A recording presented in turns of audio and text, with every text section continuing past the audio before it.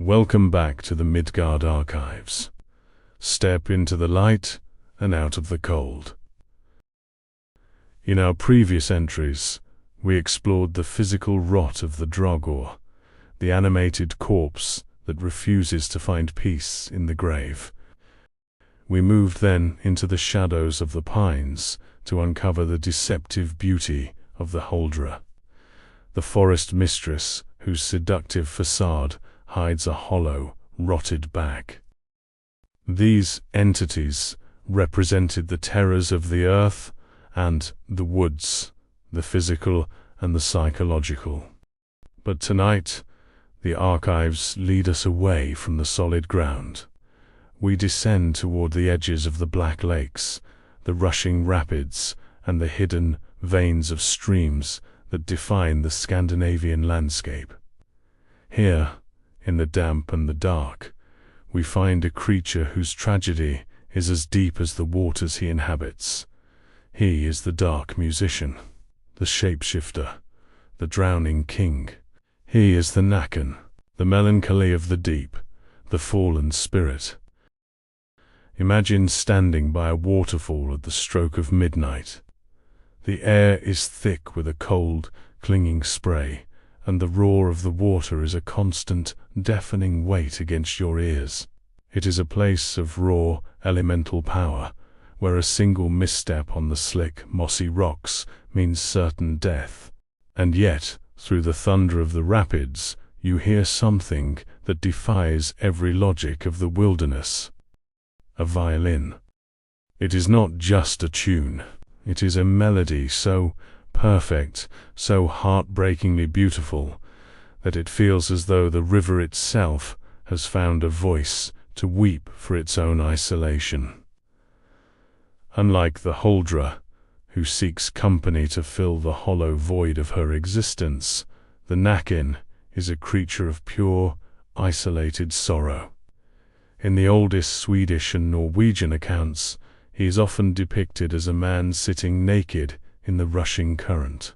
His skin is pale, almost translucent, as if he is fashioned from the foam and silt of the riverbed. His music is a trapper siren song designed to pull the listener into the current. But the lore tells us there is a reason for his grief. The archives suggest a divine tragedy. The Näcken is a fallen spirit, one of the angels cast out during the war in heaven. He fell neither into the light nor into the pit, but into the waters of the world. He believes, with a crushing certainty, that on the day of the last judgment, he will be denied salvation because he lacks a human soul. There are recorded stories in the archives of brave mortals who have approached the water and asked the spirit if he can be saved. The response is almost always the same. The creature weeps so bitterly that his tears add to the volume of the river, and he plays a song so mournful that the listener is tempted to jump into the water just to end the spirit's suffering. He is the personification of the river's power, beautiful to look upon, but heartless in its depth. The many faces of the water spirit. As we dive deeper into the archived manuscripts, we find that the Näcken is a being of many faces and many names, each reflecting the different personalities of Scandinavia's waters. In the high, jagged mountains of Norway, he is often known as the Fosse Grim. This variation is the spirit of the waterfall, the Grim of the Force. He is less of a predator and more of a dark teacher. It was said that a mortal musician could go to the waterfall with an offering of meat, usually a smoked ham stolen from a neighbor, or a black lamb dropped behind the veil of water. If the offering was sufficient, the Fossegrim would reach out of the spray, take the student's hand, and guide their fingers across the strings until they could play the song of the wind, the trees, and the turning of the stars. But if the meat was poor or lean, The Fossegrim would only teach the student how to tune the violin, leaving them with the knowledge of perfection but never the ability to achieve it, a psychological torture that often led the aspiring musician to madness. In the Swedish countryside, he is more commonly referred to as the Stramkarlen, or simply the Nix. Here, his nature is far more malevolent. He is a master of the unheard north as its illusions, a concept we first explored with the Huldra's ability to manipulate the human mind.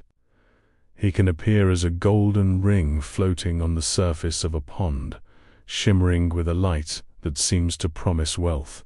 He can appear as a handsome youth on the shore, beckoning a lonely traveler with a silent, knowing look. To see him is a warning. To hear him is a summons that few have the strength to refuse. The predatory shape, Bäckahästen, the Brook Horse. However, his most terrifying transformation is not human at all. In the rural farmlands of Skåne and Småland, the Näcken discards the violin and takes a more visceral, predatory form. Bäckahästen, the Brook Horse. He appears as a magnificent snow-white horse wandering near the water's edge at dusk. He looks gentle, his coat shimmering like pearls or fresh snow in the moonlight. He wanders near villages, looking sturdy and kind, silently inviting children to climb onto his back. But the Brook Horse has a secret shared with the Huldra, a revealing anatomical horror that serves as the final warning. His hide is not like that of a normal animal, it is like glue. Once a child touches him, their hands become fused to his skin. As more children climb on, his back begins to stretch longer and longer, until a dozen souls are trapped in a line. One famous entry in the archives tells of a group of children who encountered the horse near a stream. As the horse began to gallop toward the deep water, the youngest child, who could not fit on the horse's back, called out a prayer. The mention of a holy name acts as a banishing force in Nordic folklore. The horse, unable to bear the sacred vibration, vanished into a cloud of mist, but the children, already on his back, were dragged into the depths before the prayer was even finished. Like the Huldra's hollow back, the Brook Horse's stretching spine is the revealing detail that proves the entity is a piece of the wild, masquerading as something familiar. The Fiddle-Pact, the price of genius. For those who sought not survival, but greatness, the archives offer a much darker path. The Fiddle-Pact was a ritual used by village musicians to gain supernatural skill. This was a desperate act, often born from the crushing poverty and isolation of 18th century farm life. You had to go to a crossroad or a north-flowing stream for 3 consecutive Thursday nights, Thursday being the most magically potent day in northern tradition. On the final night, at the stroke of midnight, you had to offer a sacrifice, usually 3 drops of blood from your finger or the heart of a black lamb dropped into the swirling water. If the Näcken accepted the price, he would reach his pale, wet hand out of the foam and take your violin. He would tune it to the frequency of the water itself, a tuning that no mortal ear could ever replicate or understand.